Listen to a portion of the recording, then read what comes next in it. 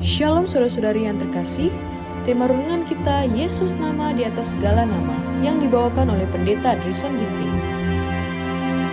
Selamat pagi saudaraku, renungan kita hari ini Selasa 2 Januari 2024 dengan judul Penanggung Beban.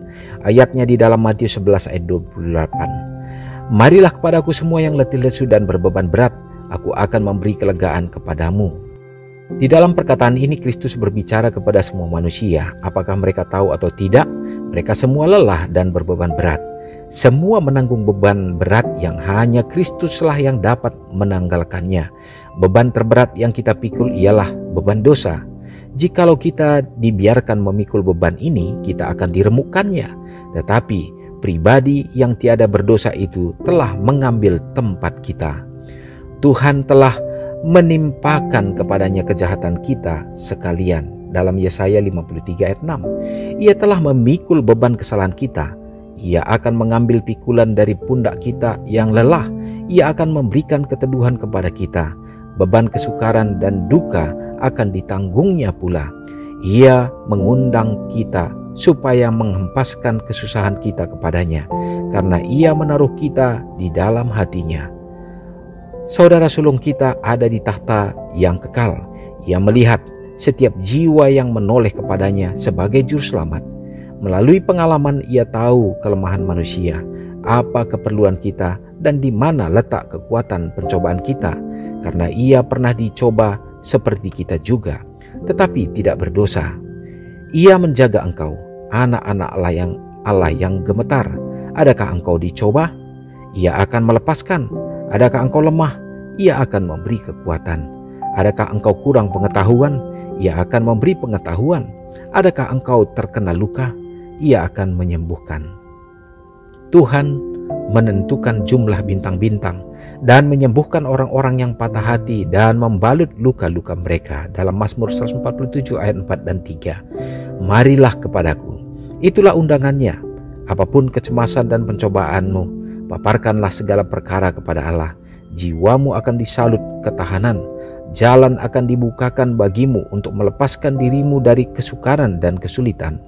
Lebih lemah dan tidak berdaya engkau sadari dirimu, lebih kuat jadinya engkau dalam kekuatannya.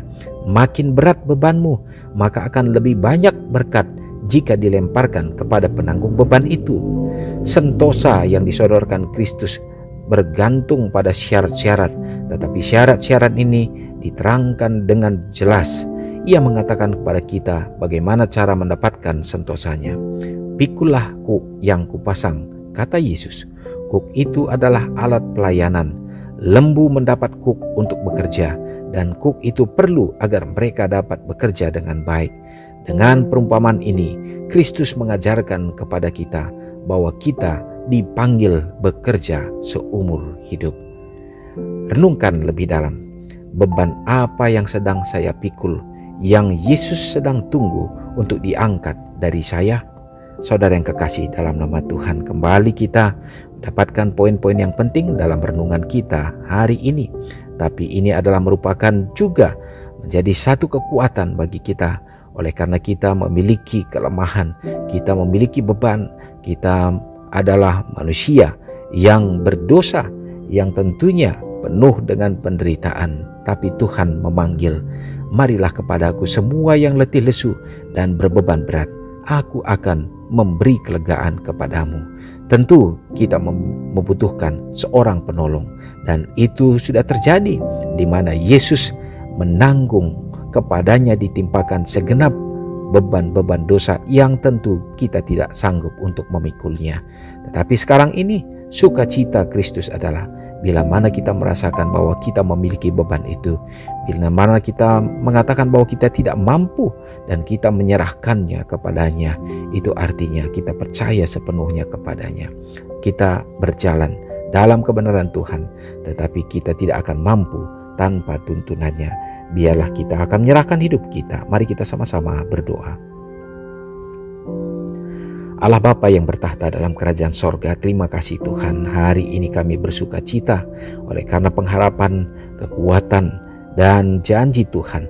Bila mana kami datang kepada Tuhan menyerahkan segenap kekhawatiran, menyerahkan segenap pergumulan, demikian juga beban-beban kehidupan kami. Maka Tuhan sudah berjanji Engkau akan memikulnya ya Bapa, dan bahkan bila mana itu menjadi bagian kami, Engkau akan meringankannya dengan cara-Mu. Tuhan, terima kasih, dan biarlah kami tetap berserah, bersandar kepadamu saja hari ini Bapa, dimanapun umat-umat Tuhan berada dalam melangkah untuk melalui tahun yang baru ini. Tuhan akan berikan kekuatan dan kesehatan bagi kami ya Bapa, keselamatan senantiasa untuk melindungi akan anak-anak Tuhan. Demikian juga kehadiran Tuhan ada dalam hidup rumah tangga kami, menjadi soko guru yang akan menuntun dan mengajari kami untuk berjalan dalam kebenaran Tuhan. Lindungilah anak-anak kami dalam pertumbuhan, dalam perkembangan, dalam masa-masa pendidikan, dan meraih harapan cita-cita mereka. Biarlah mereka tetap setia ada dalam kebenaran Tuhan, dan biarlah melalui berkat Tuhan mereka juga beroleh kebahagiaan, sukacita dalam menjadi saksi bagi kebenaran-Mu. Ya Bapa, terima kasih oleh karena orang-orang tua yang kami kasihi pun Engkau akan peliharakan dalam masa-masa tua mereka. Dengan kesehatan dan umur yang panjang Kau berikan, biarlah mereka juga setia melayani Engkau. Bapa, anak-anak yatim, para janda-janda yang membutuhkan dalam kehidupan mereka, biarlah kasih perlindungan Tuhan, berkat-berkat-Mu nyata dalam hidup mereka, sehingga iman mereka juga selalu diteguhkan. Ya Tuhan, bila mana ada umat-umat Tuhan yang sakit hari ini, biarlah Engkau yang akan menumpangkan tangan-Mu, memberikan pemulihan dan kesembuhan melalui mujizat-Mu. Terpujilah Engkau Bapa, mengampuni dosa kami, karena doa ini hamba-Mu serahkan hanya dalam nama Yesus yang menjadi juru selamat kami. Amin. Selamat pagi, selamat beraktivitas. Tuhan Yesus memberkati. Ingatlah Matius 5 ayat 13-16. Biarlah kamu menjadi garam yang mengasinkan dan terang yang menyinari kehidupan orang lain. Jangan lupa subscribe, like, dan share ke seluruh dunia.